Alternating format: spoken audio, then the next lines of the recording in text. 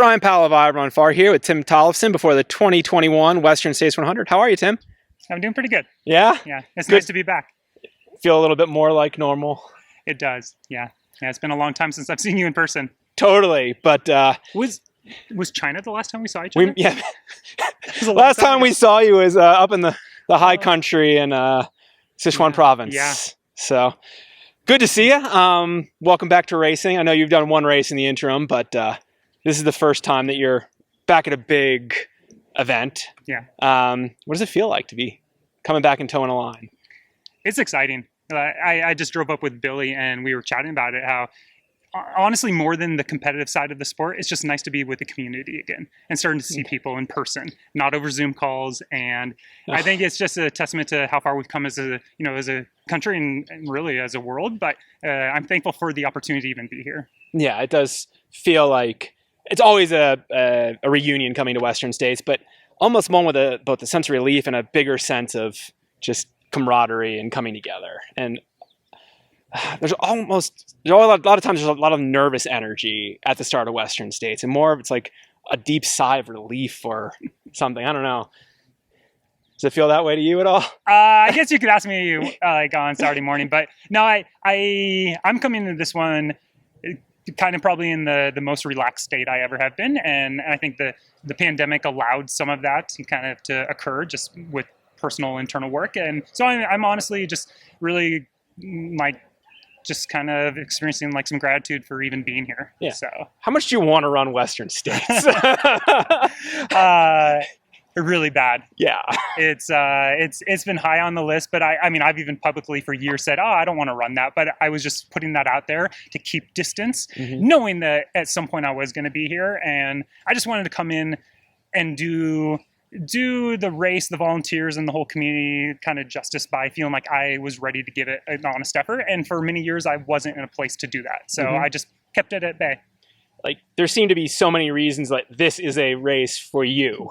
Are there any that you can articulate? Yeah, there are a lot.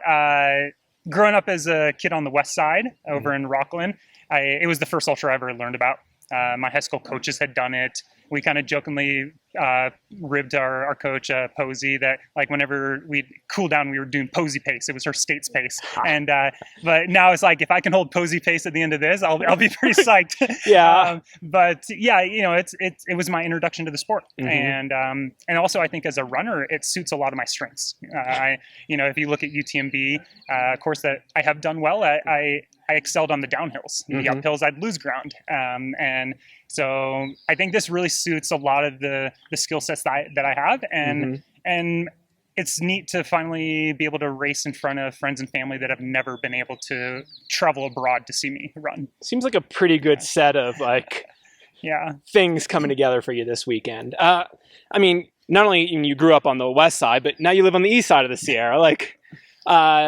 You can use that to train for UTMB, but it's pretty comparable to what you're going to see in the first 40 miles of the race, correct?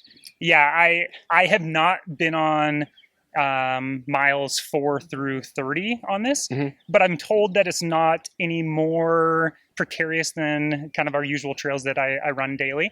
And so I'm excited, and the curiosity is there for that first 50K, just kind of, the early alpine start and see what's out there.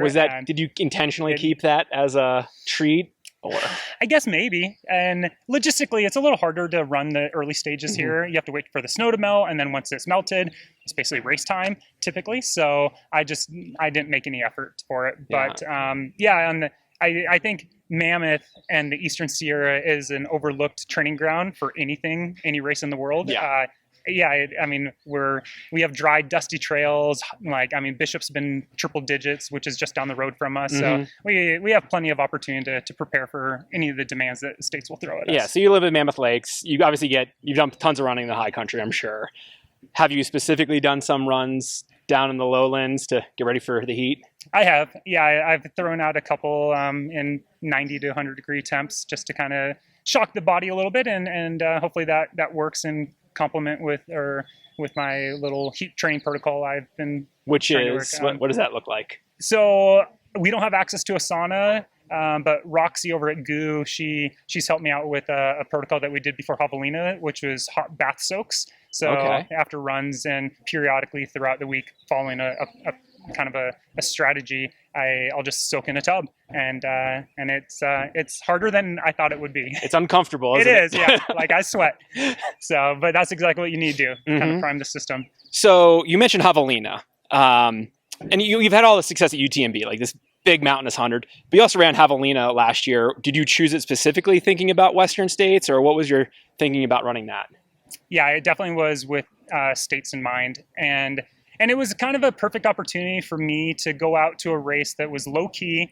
I could, experiment with things, and it was I would say it was a low risk race, and it was my first flat 100. I mean, it's not flat. There's probably, I don't know, 6,000 or 7,000 feet of total gain maybe, but it's just rolling. And entirely desert trail. runnable. Yeah, entirely runnable.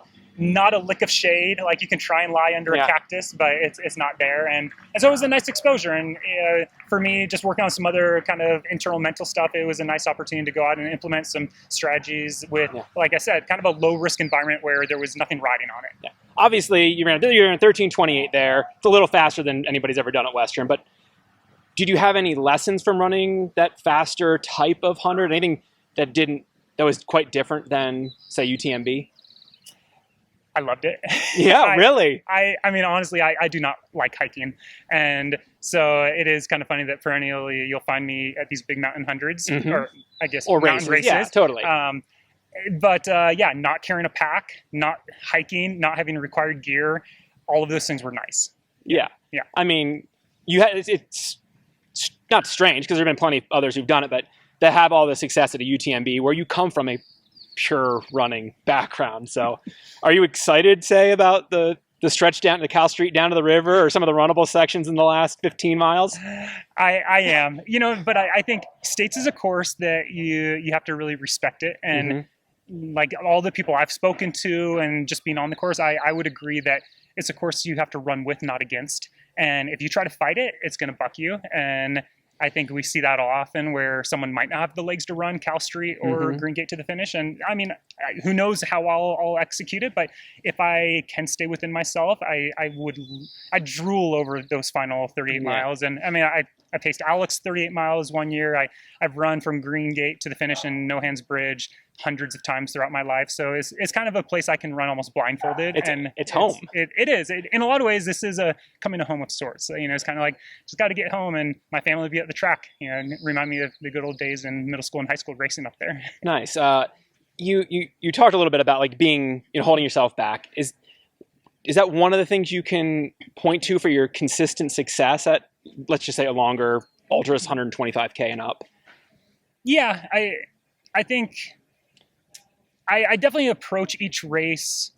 I try to dissect where I think my strengths will suit the course, and often I just implement a training cycle that's going to mimic that. But I think everyone is capable of kind of having that more kind of conservative start out of the gates and then come home strong, and it prevents some epic blow-ups. But I think I may have also kind of starved myself of the opportunity of maybe knocking some out of the park by being too conservative. So it's but for me personally, I like to gain something from each of effort, knowing that I'm excited to do it again and refine it versus blowing up, going home with my tail between my legs and feeling as though like I have umpteen excuses of why I didn't do well, and then take that negative mindset into the next one. So you'd have to do some iterative improvement at, say, Western States rather than then go for the Grand Slam on your first swing. I mean, I think objectively on paper, I, with probably 4 other guys in the field, have the tools to win this.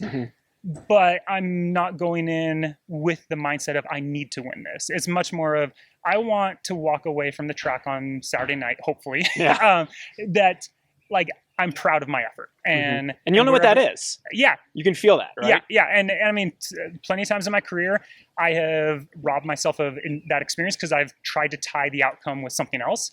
And so I think it's kind of having a new perspective with, 18 months off of real racing is kind of allowing me to come in here with that new kind of outlook. And I'm excited for that because that's something that's repeatable. And, if I end up fortunate to come back 4 more years at States, like maybe at some point I will have a Cougar, but if I don't, that's okay too. Yeah. You mentioned a couple times earlier in the interview, refining your mental state or your mental process or tools. Can you tell me a little bit more about that? Yeah. So the biggest thing for me is actually I've been, with the encouragement of Lindsay and some family and close friends, finally kind of sought some help for more like mental health issues, not race specific. But I'm noticing after like 16 months of therapy that there are a lot of carryover and like parallels to my sporting life, and sport's something I care about dearly. So I'm excited to start taking some of those tools in my kit and applying them to sport now. But it's definitely just been kind of like changing perspective on how I view myself, view others, dealing with stress, anxiety, a number of different things, and just kind of having an overall healthier relationship with things that have plagued me for a long time that I've just kind of like suppressed like any good, kind of Midwestern like upbringer. Yeah. So that's not even a word, but yeah. And did that come out a little bit at Javelina? Or were you not at a place for that yet?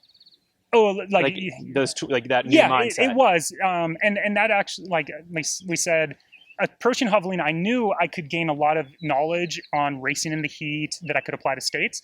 But when I said low risk, it was kind of like, hey, it's a pandemic year, very unusual that there are less people around. I don't feel on display or like I'm vulnerable. So it felt much easier to kind of dip my toe back in the water in that sense, where it's kind of like, hey, this is a safe place that I can just like be me, essentially. Yeah. Well, I hope you can be you and enjoy your time out there. Thank you. And run on home. I will.